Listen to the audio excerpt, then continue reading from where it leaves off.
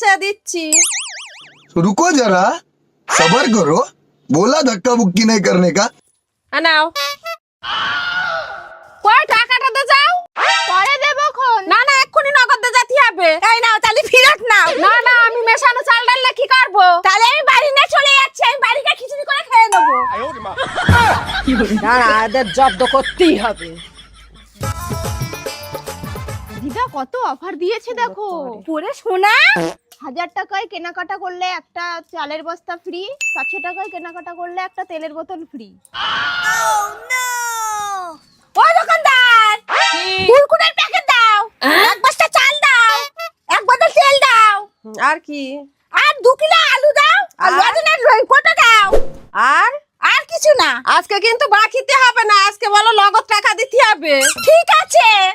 নাও কত হয়েছে? 1500 টাকা হয়েছে। নাও। কই আমার চালের বস্তা কই, আর তেলের বোতল কই? দিচ্ছি। এই নাও চালের বস্তা তেলের বোতল। এ মা, এ খালি কেন? আমি বলেছিলাম চালের বস্তা তেলের বোতল ফ্রি দেবো, কেন ওখানে কি লেখা আছে যে ভরিয়ে দেবো?